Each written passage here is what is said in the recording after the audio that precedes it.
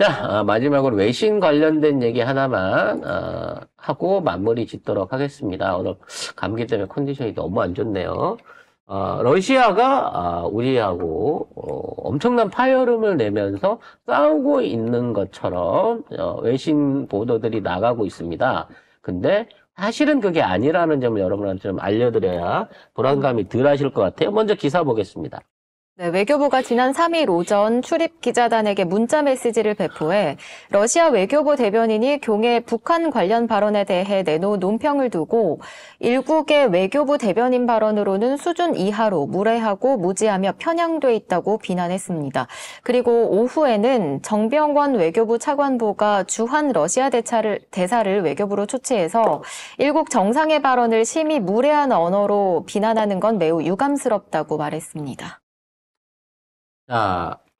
그 전에 러시아에서 뭐라고 했냐면 자하로바 대변인이 북한의 선제 핵 사용 법제화를 비판한 이 윤석열 발언에 대해서 노골적인 편향이다. 북한을 겨냥한 공격 계획을 모호하게 만들려는 의도에서 나온 거다. 한반도에서 지속적으로 긴장이 고조되고 있는 주요 원인은 미국과 한국, 일본을 비롯한 동맹국들의 무모한 정책 탓이다. 한국은 핵 항공모함을 포함한 미국의 전략무기 전개를 전폭 지원하고 있으며 갈수록 강도가 높아지는 훈련에도 참여하고 있다.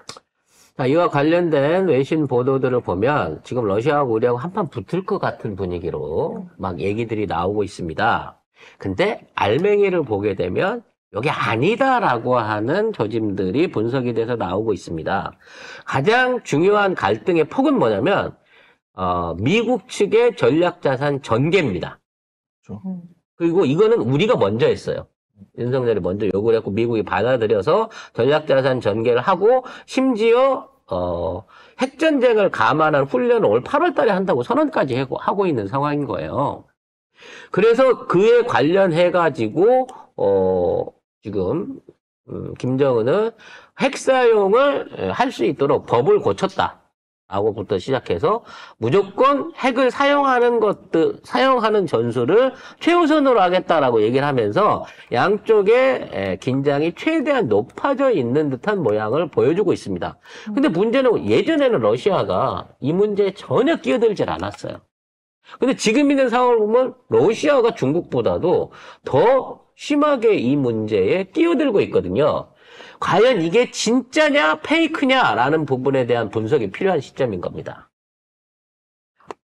우리 언론에는 안 나오고 있지만 미국이나 일본의 정치 군사 전문지들 같은 경우에는 요거를 100% 짜고 치는 고스톱으로 보고 있습니다.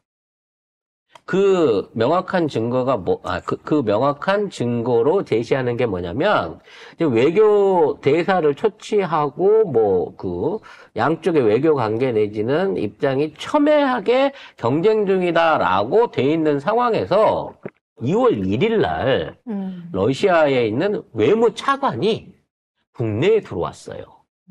이 부분을 외국에 있는 전문가들은 심상치 않게 보고 있습니다. 먼저 기사 볼게요. 네, 러시아 외교부 차관이 지난 1일 서울에 도착했고 그 다음 날은 김홍균 외교부 1차관과 정병원 차관보 또 김건 한반도 평화교섭 본부장 등을 만나 양자 현안과 러시아 우크라이나 전쟁 등에 대해서 협의를 했다고 합니다.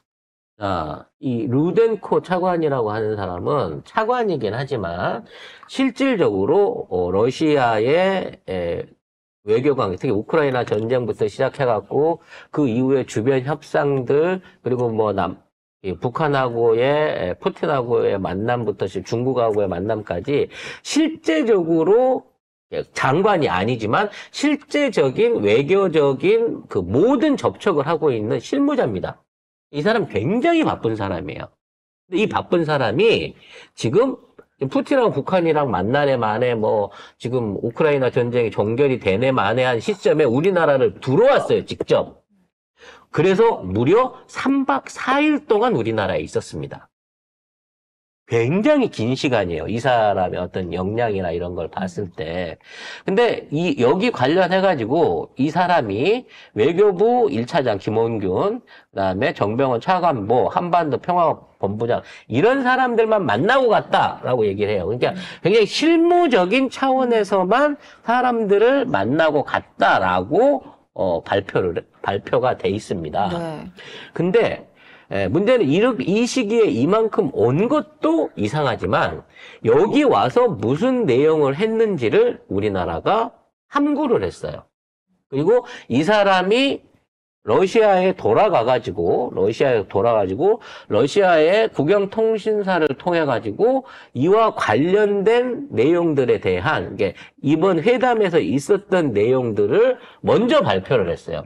이게 우리 쪽에서 한 얘기인데 우리는 이거를 엠바고를 걸어주고 있다가 러시아에 가서 러시아 국영통신을 통해 가지고 여기에 관련된 얘기를 할 때까지 우리가 3박 4일 동안을 참아줬다는 거지.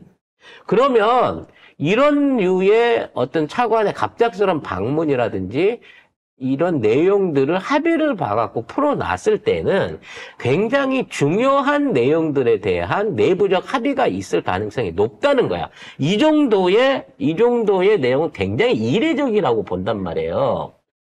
그래서 지금, 실제적으로 우리나라에 와서 만난 사람이 실제적으로는 외교부 사람이 아닐 거라고 얘기를 하고 있는 겁니다. 지금 국가안보실장으로 있는 사람이 누구냐면 장호진이에요. 우리가 국가안보실에서는 김태호 차장만 알잖아요. 근데 얘가 실제로 우리가 알려져 있기 때문에 우리가 김태호만 아는데 작년 12월에 외교부 1차장이자 러시아 대사였던 장호진이 안보실장으로 옮겨왔습니다. 이 사람이 지금 얘기하고 있는 그 루덴코 차관하고 오랫동안 러시아에서 얘기를 나눴던 사람이에요.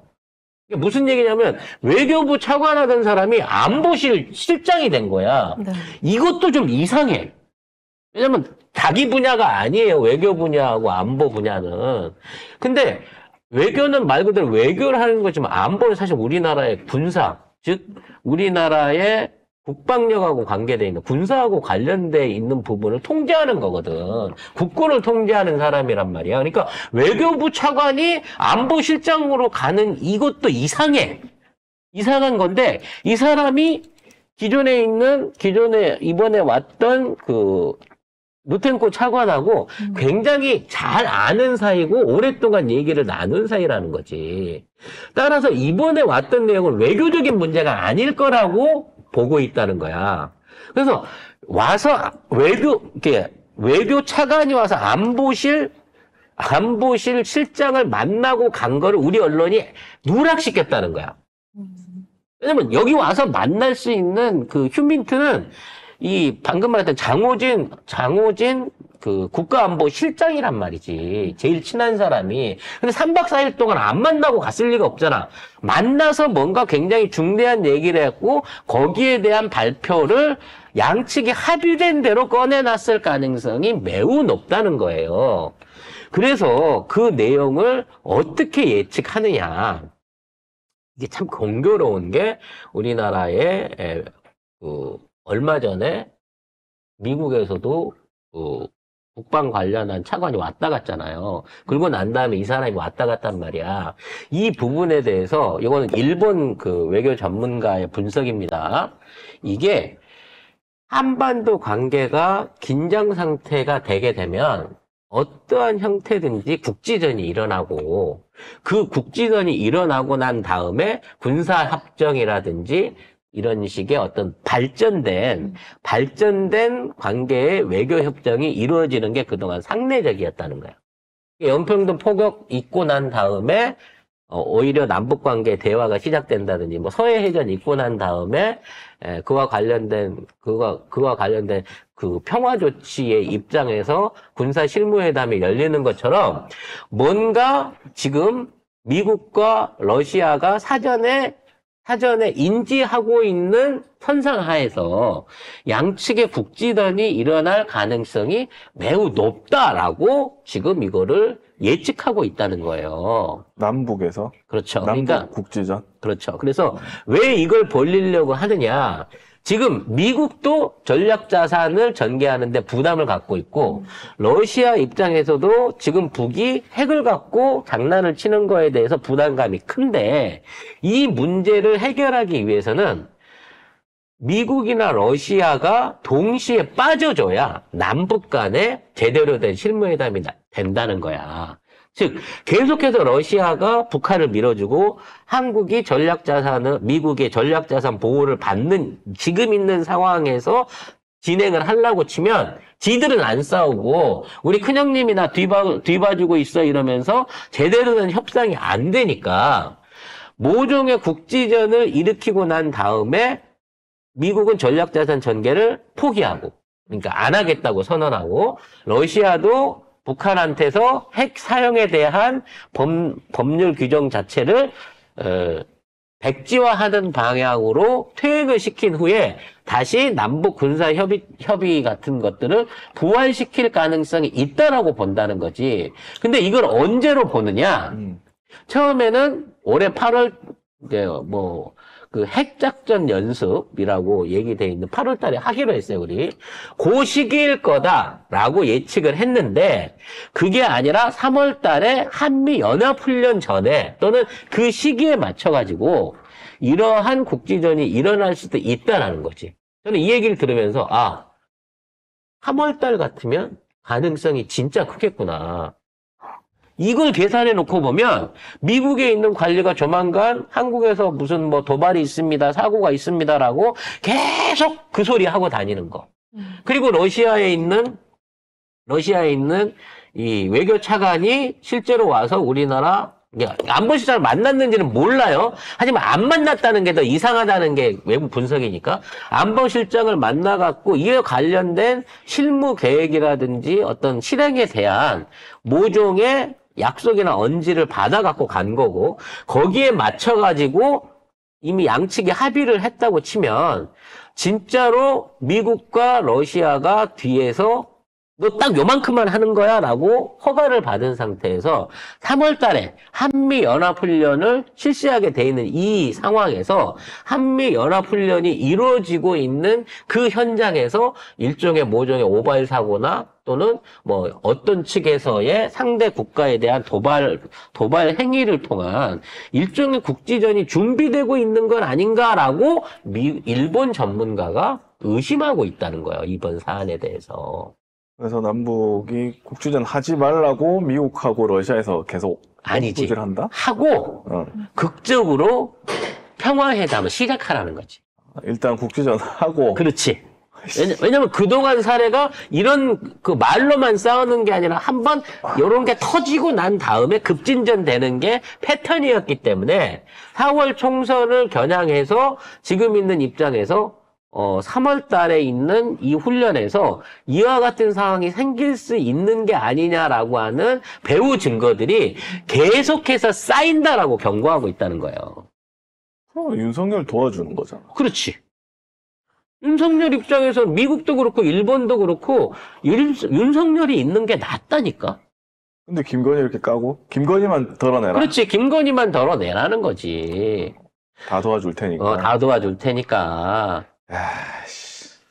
그래서 이번 그 윤석열의 마지막 회견 발표의 발악을 통해 갖고 설날 때 이게 역풍이 불 거라고 저는 생각을 해요.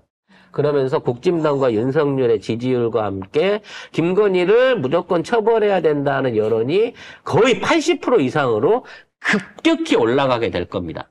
그리고 그런 여론조사를 놀랍게도 조등동이 막 뿌릴 거예요. 그랬을 때 못 이기는 척하고 한동훈이 칼을 뽑아들 수도 있으며 16일이잖아. 나가는 날짜가. 독일을 가갖고 안 돌아올 수도 있겠구나.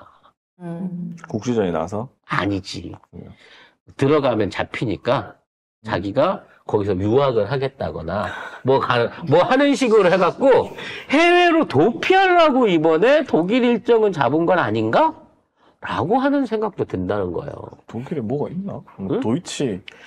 도이치니까. 도이치라고 그때 해서 보내는 돈 많이 있지. 도이치모터스 얘기할 때 늘 우리가 하는 게 도대체 얼마만큼 돈을 보내고 몇 대의 차를 갖고 왔는지 모른다니까? 그리고 여러 번 그 도이치모터스 관련된 얘기할 때 평택에 있는 주차장에 어마어마한 차들이 들어와 있는데 이게 비정상적인 루트로 해갖고 대포차로 BMW 그 3 시리즈 같은 것들 진짜 대포차로 싸게 풀려가지고 젊은 애들이 다 BMW 3 시리즈 타고 다니던 시절이 있었어.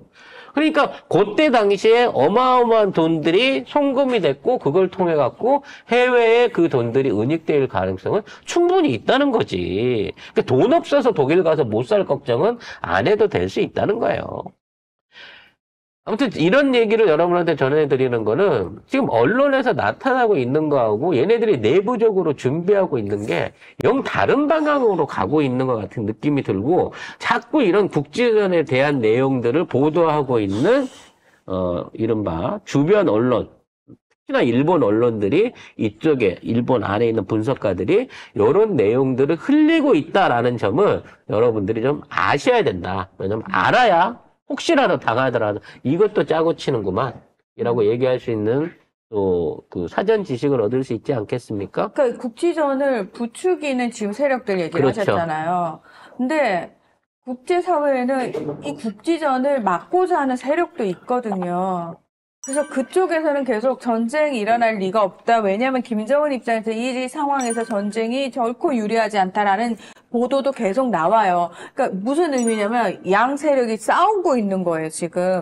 그러면 되게 웃긴 게 뭐냐면 이거는 우리 일인데 우리가 결정권을 가지는 게 아닌 상황이 돼버렸어요.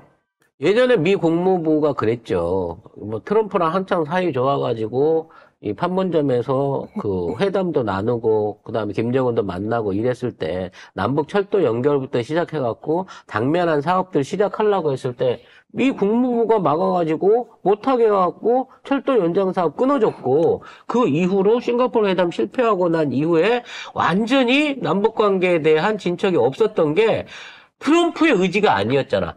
볼튼을 비롯한 미국 강경파들의 의지였지. 강경파들의 뒷수작을 해갖고 폼페이오하고 볼튼이 결국은 지금 말하자면 남북관계 회복에 또는 트럼프하고 북미관계 회복에 회방을 놨던 거 아니에요. 그래서 트럼프가 이를 갈고 있는 거예요. 트럼프가 다시 들어오게 되면은 그때 자기는 사실 못 모르고 당했단 말이야, 볼튼한테. 근데 그 볼튼이라는 사람이 한 사람이 아니라 아마 찾아보시면 나오겠지만 미국 외교협회라는 단체가 있어요. 그래서 거의 대부분 미국 정부가 이제 외교 쪽, 안보 쪽 사람들 거의 여기 소속 사람들 쓰는데 이 단체 자체가 가진 성격이 대북 강경파예요. 그런데 트럼프는 사실 그런 거 잘 모르고 있을 때 볼튼을 국가안보보좌관으로 채용을 했었단 말이에요.